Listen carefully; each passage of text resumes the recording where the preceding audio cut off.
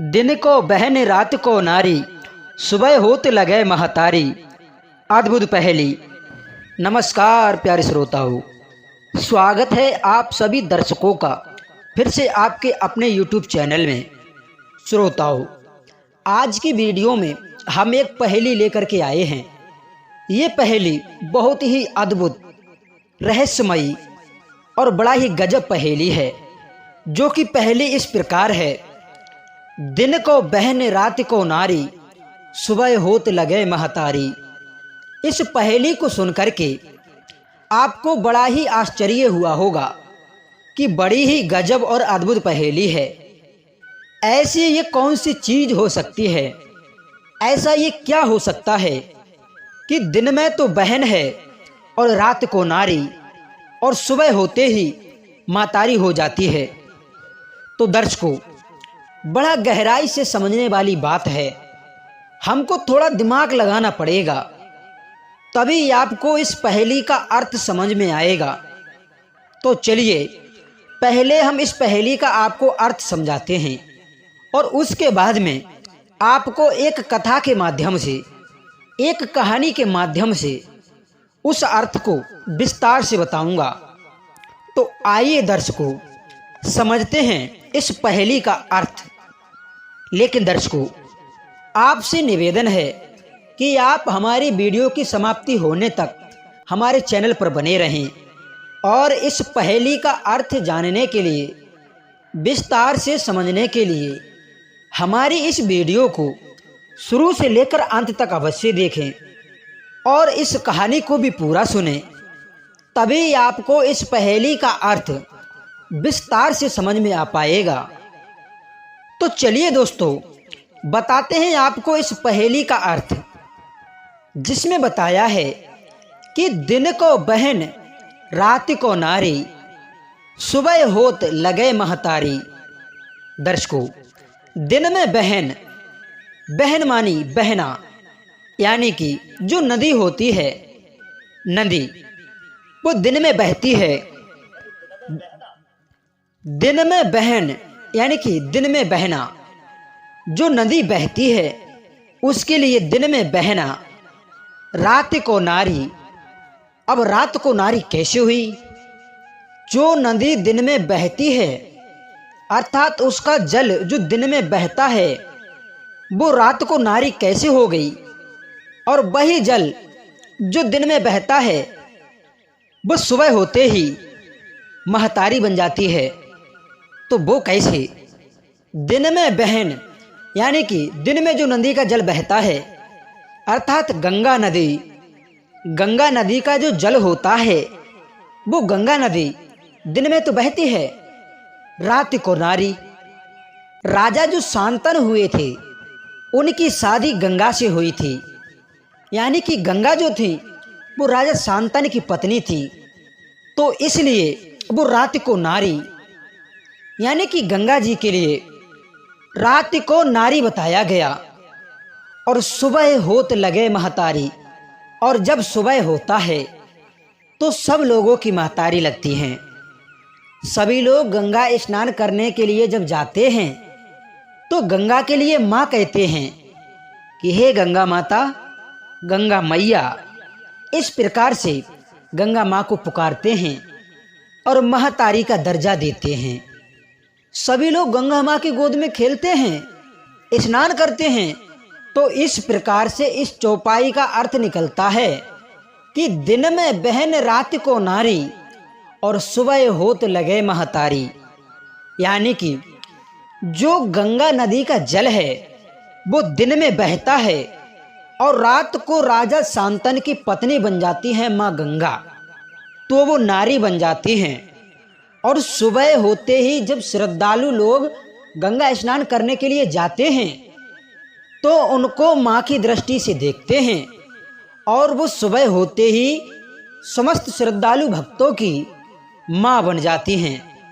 अब आइए दर्शकों, इस पहेली का अर्थ जो आपको बताया है, इसको विस्तार से समझते हैं कि राजा शांतनु की नारी गंगा जी कैसे बनी थी। तो दर्शकों, ये जो प्रमाण मिला है, ये प्रमाण महाभारत से है।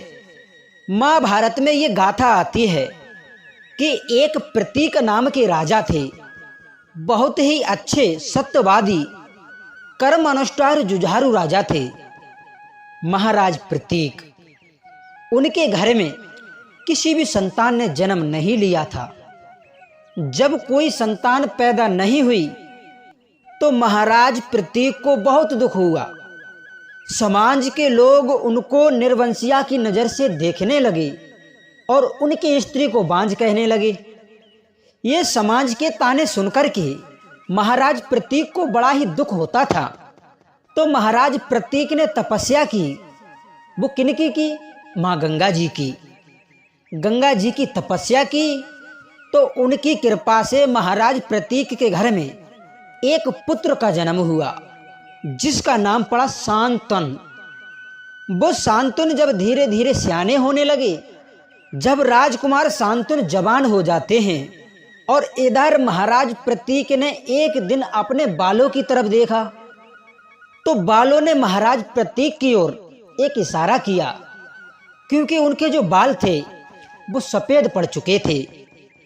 अपने बालों को दर्पण में देखने के बाद महाराज प्रतीक जो थे वो समझ गए कि मेरे ऊपर बुढ़ापा आ गया है। बुढ़ापे ने हम पर अड्डा जमाना शुरू कर दिया।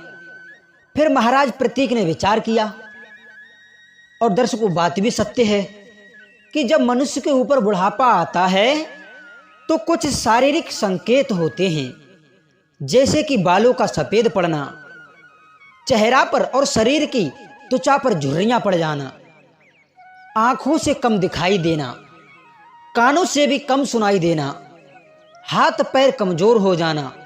ये जब शरीर के अंगों में ऐसा असर हो जाता है तो ये संकेत होता है बुढ़ापे के लिए कि मनुष्य के ऊपर बुढ़ापा आ गया है। यही संकेत को देख कर के महाराज प्रतीक ने विचार किया कि अब हम पर तो बुढ़ापा आ चुका है और मुझे तो भजन करना चाहिए, ईश्वर की तपस्या करनी चाहिए। अब हम राजा किसको बनाएं? तो हम राजा तो अपने बेटा शांतनु के लिए ही बना देते हैं। फिर महाराज प्रतीक ने एक दिन अपने बेटा को बुलाया और उनसे परामर्श किया कि बेटा तुम राजा बन जाओ और राज्य पद का भार संभालो। तो एक दिन महाराज प्रतीक ने शांतनु के लिए राजा बना दिया और फिर एक बात कहा कि एक बात मेरी बेटा ध्यान रखना कि जब तुम गंगा नदी की तरफ जंगल में घूमने के लिए जाओगे या शिकार खेलने के लिए जाओगे तो तुम्हारे लिए वहाँ पर एक बहुत ही सुंदर स्त्री मिलेगी और वही स्त्री तुम्हारी पत्नी बनेगी। इतना कहने के बाद में महाराज प्रतीक जो थे अपनी पत्नी को लेकर के तपस्या करने के लिए जंगल की तरफ चले जाते हैं। अब शांतनु वहाँ के राजा बन जाते हैं और राज्यभार को संभालने लगते हैं। इसी प्रकार से समय बीतता गया। एक दिन की बात है, महाराज शांतनु जो थे वो शिकार खेलने की इच्छा को लेकर के घूमने के लिए जंगल की तरफ निकल जाते हैं। और जब वो एक जंगल में पहुंचते हैं तो उसी जंगल में उनको एक बहुत ही सुंदर स्त्री मिली। और जब उस सुंदर स्त्री को देखा तो महाराज शांतनु जो थे वो उस स्त्री को देखकर उस पर मोहित हो बैठे। अपने पिता की कही हुई बात याद आ गई। कुछ दिन पहले हमारे पिता ने हमसे कहा था कि तुम्हें जंगल में जो एक सुंदर स्त्री मिलेगी वही तुम्हारी पत्नी बनेगी, अर्थात उसी से तुम्हारा विवाह होगा। उनको अपने पिता की सभी बातें याद आ जाती हैं। ये सोच करके महाराज शांतनु जो थे उस स्त्री के पास में पहुंचे। उसकी सुंदरता को देख करके महाराज शांतनु तो मोहित हो ही चुके थे। तो महाराज शांतनु ने जाकर के पूछा कि हे सुंदरी, तुम कौन हो और यहाँ इस जंगल में कैसे घूम रही हो? तुम्हारे शरीर का इतना सुंदर सौंदर्य है और तुम अकेली जंगल में घूम रही हो, क्या तुम्हारे लिए किसी का डर नहीं लगता? तो दर्शकों आपको बता दें, जो कि वो स्त्री थी वो कोई और नहीं बल्कि गंगा जी ही थी। उन गंगा जी ने राजा शांतनु से कहा, यदि मैं अकेली घूम रही हूँ तो तुम्हें इससे क्या मतलब है? क्या इच्छा है तुम्हारी? तुम क्यों पूछ रहे हो हमसे? तब महाराज शांतनु कहने लगे, मैं तुम्हारा नाम जानना चाहता हूँ। जवाब दिया, यदि तुम मेरा नाम जानना चाहते हो तो सुनो, मेरा नाम गंगा है। तो महाराज शांतनु कहने लगे कि हे गंगा, मैं तुम्हारे ऊपर पूरी तरह से मोहित हो चुका हूँ और तुमसे मैं विवाह करना चाहता हूँ। जवाब दिया, क्या आप हमसे विवाह करेंगे? तो जवाब दिया कि हाँ, मैं तुमसे विवाह करना चाहता हूँ। गंगा जी ने कहा कि ठीक है महाराज, जब आप हम पर मोहित हो चुके हैं और हमसे विवाह करना चाहते हैं तो ठीक है, मैं तुम्हारे साथ शादी तो कर लूँगी, परंतु शादी भी एक शर्त पर करूँगी। यदि आप हमारी वो शर्त निभाएंगे तभी मैं आपसे विवाह करूँगी। तो महाराज शांतनु कहने लगे, कहिए गंगा जी, तुम्हारी क्या शर्त है? तुम्हारी जो भी शर्त होगी वो मैं पूरी करने के लिए तैयार हूँ। इस बात के लिए मैं तुम्हें वचन देता हूँ।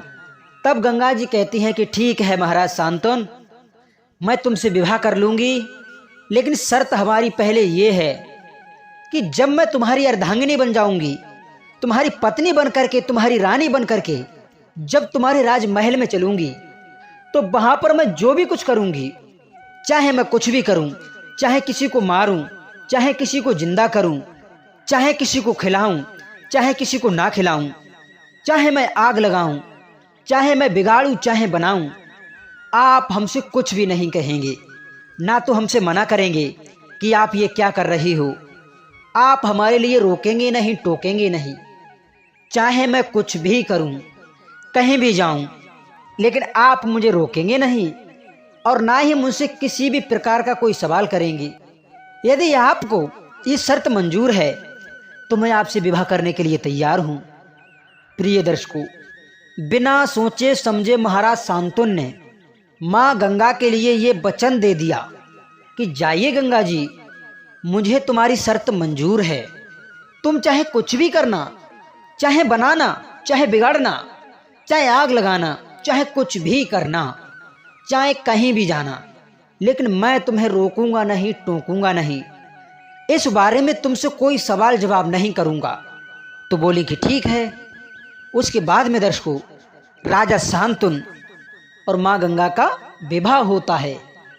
अब श्रोताओं, साथ ही साथ आपको ये भी बता दें कि माँ गंगा ने राजा शांतनु के साथ में विवाह क्यों किया था। इसका भी कुछ रहस्य है, इसका भी कुछ कारण है। चलिए थोड़ा पीछे जाकर के देखते हैं। एक समय की बात है, माँ गंगा ने कहा था कि हमारे लिए जो 7 बार इधर से उधर पैर जाएगा, मैं उसी के साथ में विवाह कर लूँगी और मैं उसे अपना पति बना लूँगी। तो दोस्तों, राजा शांतनु जो थे, ये पिछले जन्म में सियार थे। ये माँ गंगा के किनारे मौजूद थे और इन्होंने गंगा को कहते हुए सुन लिया था कि जो 7 बार इधर से उधर तैर जाएगा, मैं उसी के साथ में विवाह करूँगी। ये राजा शांतनु पिछले जन्म में सियार थे, तो ये गंगा पर पूर्ण तरह से मोहित थे उस योनि में। तो कहते हैं कि इन्होंने गंगा से विवाह की इच्छा के लिए, अर्थात विवाह करने के लिए गंगा जी को 6 बार तो ये तैर गए और 7वीं बार माँ गंगा जी ने सियार को डुबा दिया। अब सियार तो डूब गया, मर गया। उसके बाद में जल के जो मांसाहारी जीव होते हैं, उन्होंने सियार के मांस को खा लिया, केवल हड्डियों का ढांचा रह गया था। एक दिन की बात है कि सप्तऋषि जो थे वो गंगा के किनारे आते हैं और गंगा को पार करने के लिए कोई सुविधा तो थी नहीं, ना कोई नाव थी। तो उन्होंने एक लकड़ी का घास फूस का मंजूसा बनाया और उसी में बैठ करके गंगा को पार करने के लिए 7 ऋषि जो थे गंगा में प्रवेश कर गए और जो सियार की हड्डियों का ढांचा था वो उसी मंजूसा में फंस गया। और जब मंजूसा में फंस गया और इधर वो सप्तऋषि मंजूसा के द्वारा उसकी सहायता से वो गंगा को पार कर जाते हैं और वो ढांचा जो था, सियार की हड्डियों का जो कंकाल तंत्र था, वो भी उसी मंजूसा में फंस करके पार हो गया। गंगा के पार जाने के बाद में सप्तऋषियों ने आपस में विचार किया कि ऐसी किसकी शक्ति थी जिसको हम घास फूस और लकड़ी के मंजूसा को गंगा के इस पार ले आई। किसी ऋषि ने तो ये कहा कि ये मंजूसा पार नहीं कर सकता था, ये तो डूब सकता था, लेकिन एक ने तो ये कहा कि भाई किसी ना किसी की तो इसमें शक्ति थी जिससे हम गंगा को पार कर गए। अब वो उस शक्ति की तलाश करने लगे, ऐसी किसकी शक्ति थी जिसके द्वारा हम गंगा को पार कर गए। अब उस मंजूषा को उन्होंने तहस नहस कर दिया, उसको खोल दिया। उसको जब खोला तो सियार की हड्डियों का जो कंकाल तंत्र था वही फंसा हुआ निकला। सप्तऋषियों ने विचार किया, ये कंकाल तंत्र जो है ये किसी जानवर का है और इसी की शक्ति से हम पार कर गए। फिर दोस्तों यहाँ पर सप्तऋषियों ने पता लगाया कि ये कंकाल तंत्र सियार का था और किस तरीका से सियार की मौत हुई, ये सारी बातें सप्तऋषि जान गए। तो दोस्तों वही जो सियार थे राजा शांतनु, 7वीं बार उन ऋषियों के सहयोग से वो तैर जाते हैं, यानी कि गंगा को पार कर जाते हैं। फिर श्रोताओं, उन सप्तऋषियों ने कंकाल तंत्र को जीवित कर दिया, तो वो सियार था। फिर सियार ने सप्तऋषियों को अपनी सारी बात बताई, सारी दास्तान समझा दी। वहाँ पर गंगा प्रकट हो जाती हैं। तो सप्तऋषियों ने गंगा से कहा, तुम्हारे कहने के मुताबिक अब इस सियार से शादी करो, क्योंकि आपने कहा था कि जो 7 बार मुझे इधर से उधर लांग जाएगा उसके साथ में मैं विवाह करूंगी। तो आप अपने वचन के मुताबिक इस सियार से शादी करो।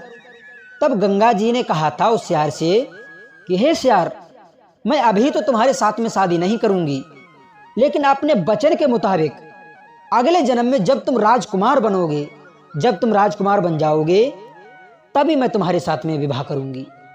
तो दोस्तों गंगा की कृपा से जब राजा प्रतीक के यहाँ पर वही सियार ने राजकुमार बनकर के जन्म लिया है, वही राजा शांतनु बने।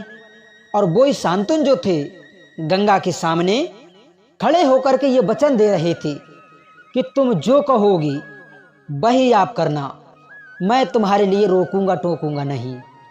श्रोताओं, उसी जंगल में उन दोनों का गंधर्व विवाह हो गया, अर्थात प्यार में शादी, जो हम राजी बाजी से लव मैरिज करते हैं उसे कहते हैं गंधर्व विवाह। जब शादी होती है राजा शांतनु की गंगा से, और गंगा को पत्नी बना करके राजा शांतनु अपने राजमहल में चले आते हैं। अब माँ गंगा जो थी वो राजा शांतनु की पत्नी बनकर के रात में राजमहल में राजा शांतनु के पास में रहती थी। अब श्रोता उसी पहली पर आ जाइए कि गंगा जी जो थी वो दिन में तो बहा करती थी, यानी कि दिन को बहन, दिन को बहना, अर्थात वो ही गंगा जो राजा शांतनु की पत्नी बनी थी दिन में बहा करती थी, यानी कि जल में समाहित हो जाती थी। दिन में तो बहती थी, वो जल बहता था। और रात को नारी, जब रात होती थी तो राजा शांतनु के यहाँ पर नारी बन करके राजमहल में राजा शांतनु के पास में पहुंच जाया करती थी, यानी कि राजा शांतनु की पत्नी वो रात में बन जाती थी। इस प्रकार से दिन में बहन, रात को नारी। अब श्रोताओं बात एक और भी है। कुछ समय के बाद में गंगा के गर्भ से एक पुत्र पैदा होता है, और जब एक पुत्र ने जन्म लिया तो उस पुत्र को गोद में लेकर के गंगा जी जो थी वो लेकर के जल के किनारे पर आती हैं और अपने उसी पुत्र को गंगा में ही प्रभावित कर देती हैं, उसको मार देती हैं। राजा शांतनु जो थे वो खड़े की खड़े रह गए, देखते की देखते ही रह गए, लेकिन वो वचन के मुताबिक गंगा जी से कुछ कह नहीं पाए। कुछ दिनों के बाद में दूसरा पुत्र हुआ। उसी प्रकार से गंगा जी ने ला करके वो भी पुत्र जल में प्रभावित कर दिया, उसे भी खत्म कर दिया। राजा शांतनु फिर भी कुछ नहीं कह पाए। राजा शांतनु को गुस्सा तो आ रही थी कि ये हमारे पुत्र को जल में प्रभावित कर कर मार डालती है, लेकिन वचन के मुताबिक मैं इस गंगा से कुछ कह भी नहीं सकता। इसी प्रकार से दोस्तों गंगा जी ने 7 पुत्रों के लिए, यानी कि जो गंगा ने 7 पुत्रों को जन्म दिया था, उन्हीं 7 पुत्रों को ले जाकर के जल में प्रभावित कर दिया, उनको खत्म कर दिया। महाराज शांतनु जो थे वो बड़ा दुखी हो रहे थे, विचार करते हैं, अपने वचन पर पछता रहे हैं कि मैंने ये कैसा वचन दे दिया था। यदि इसी प्रकार से गंगा हमारे पुत्रों को मारती रही तो ये तो हमारे आने वाले वंश को ही खत्म कर देगी, हमारे वंश को बढ़ने ही नहीं देंगी। जो भी हमारा वंश चलाने वाला हमारे घर में चिराग पैदा होगा उसको ये बुझा देंगी। अब मैं क्या करूं? ये कैसी माँ है? अरे जो माँ बच्चे को जन्म देती है, माँ तो बच्चे की रक्षक होती है, माँ तो बच्चे को पालती है, वो अपना सब कुछ न्यौछावर कर देती है अपने बच्चे पर, उसकी परवरिश करती है क्योंकि वो माँ होती है। और ये माँ गंगा कैसी है? ये तो एक डायन बन करके अपने ही पुत्रों को खा जाती है, जल में जाकर के उनको बहा देती है, मार डालती है। दोस्तों, राजा शांतनु बड़े दुखी होते हैं।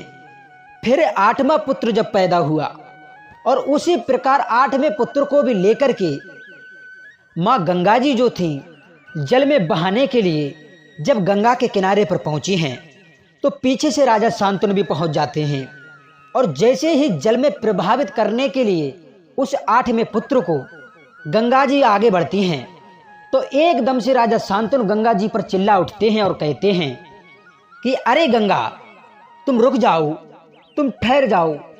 तुमने इसी प्रकार से हमारे 7 पुत्रों को जल में बहाकर मार दिया और अब हमारे 8वें पुत्र को भी मारने के लिए जा रही हो। तुमने तो हमारे वंश को ही खत्म कर दिया, हमारे वंश को बढ़ने से रोक रही हो। जो भी हमारे वंश को बढ़ाने के लिए जो भी हमारा चिराग आता है, तुम उसको बुझा देती हो। तुम कैसी माँ हो? अरे माँ तो माँ होती है, माँ जन्मदाता होती है, माँ बच्चे की रक्षक होती है, माँ बच्चे की सहायक होती है, माँ बच्चे को खिलाती है, पिलाती है और उसकी रक्षा करती है। और तुम तो एक डायन बन करके हमारे ही बच्चों को खाए जा रही हो। इस बच्चे को मत मारो, इस बच्चे को तो छोड़ दो। श्रोताओं, फिर गंगा जी कहने लगी कि ठीक है, हम तुम्हारे इस पुत्र को छोड़ रही हूं, मैं इसको जल में नहीं बहाऊंगी, मैं इसको नहीं मारूंगी। लेकिन जो तुमने वचन दिया था उस वचन को तुमने आज तोड़ दिया है। और मैंने कहा था कि जिस दिन तुम मेरे वचन को तोड़ोगे उसी दिन मैं तुमको छोड़ करके चली जाऊंगी। लीजिए महाराज, ये अपना पुत्र गोद में ले लीजिए और अब मुझे जाने दीजिए। दोस्तों, राजा शांतनु ने उस पुत्र को गोद में ले लिया और उसके बाद में माँ गंगा जो थी वो वहां से चली जाती हैं और उस जल में जाकर के समा जाती हैं। उसी पुत्र को लेकर के शांतनु घर पर आते हैं, उसका पालन पोषण करते हैं। उस पुत्र का नाम देवव्रत रखा गया। जो 8वां पुत्र था गंगा जी का, राजा शांतनु से पैदा हुआ था, उस पुत्र का नाम देवव्रत रखा गया। अब दोस्तों, साथ ही साथ ये भी बता दें कि ये 8 यानी कि जो 7 पुत्र मारे थे, अर्थात गंगा के द्वारा 8 पुत्र पैदा थे, ये कौन थे? तो दोस्तों, महाभारत में लिखा है कि 8 पुत्र जो गंगा जी के हुए थे, ये 8 बसु थे। गंगा जी ने 7 पुत्रों के लिए ही क्यों मारा? तो एक बार की बात है, माँ गंगा जी खड़ी थी, ब्रह्मा जी भी वहां पर उपस्थित थे और 8 बसु भी उपस्थित थे।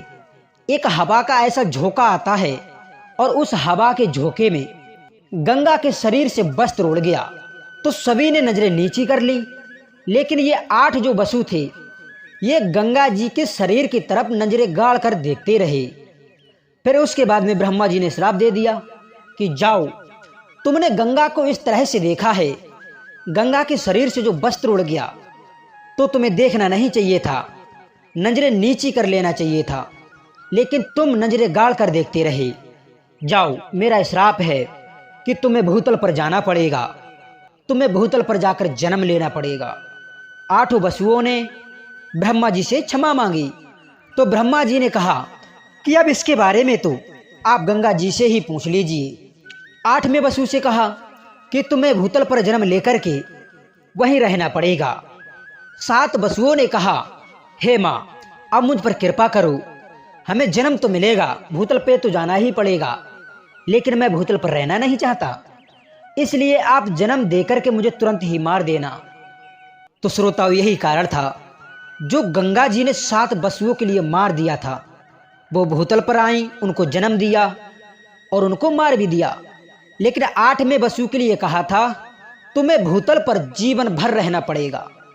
तो इसलिए 8वें बसु जो थे वो देवव्रत हुए और जिन्होंने आगे चल कर के भीष्म प्रतिज्ञा की अपने पिता की खुशी के लिए, और इसीलिए उन देवव्रत का नाम पितामह भीष्म पड़ गया था। तो दोस्तों, अब तो आप उस पहेली का अर्थ समझ ही चुके होंगे कि वही गंगा जी जो थी दिन में बहन यानी कि दिन में बहती थी, रात को नारी यानी कि रात के लिए राजा शांतनु की पत्नी बन जाया करती थी।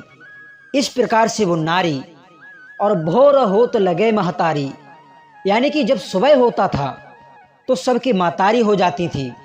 यानी कि जो संसार के लोग, जो श्रद्धालु लोग थे, वो स्नान करने के लिए गंगा के पास में आते, उनके दर्शन करने के लिए आते तो उनको माँ की दृष्टि से देखते थे, गंगा मैया कहा करते थे, यानी कि वो सबकी माँ बन जाती हैं। इस प्रकार से इस पहेली का अर्थ है कि दिन में बहन रात को नारी और सुबह होत लगे महतारी। मेरे कहने का मतलब है कि ये गंगा जी ही हैं जो दिन में बहती हैं, रात को महाराज शांतनु की नारी बन जाती हैं और सुबह होते ही सभी भक्तों की महतारी बन जाती हैं। तो दर्शकों, उम्मीद करता हूँ यह अद्भुत पहेली आपके लिए समझ में आई होगी। यदि ये पहेली आपके समझ में आई है, अच्छी लगी है, तो कमेंट बॉक्स में अपनी कीमती राय अवश्य देना। वैसे एक चीज़ के अनेक अर्थ होते हैं, एक पहेली के अनेक अर्थ होते हैं, क्योंकि विद्वान लोग इसका अर्थ अलग अलग तरीके से निकालते हैं। अब मेरे प्यारे दर्शकों, यदि आपकी समझ में इस पहेली का कोई और अर्थ हो तो वो कमेंट सेक्शन के माध्यम से हमें ज़रूर बताना। तो चलिए मेरे प्यारे दर्शकों, मिलते हैं नेक्स्ट वीडियो में नई ज्ञान चर्चा के साथ। आप सभी को बहुत बहुत धन्यवाद।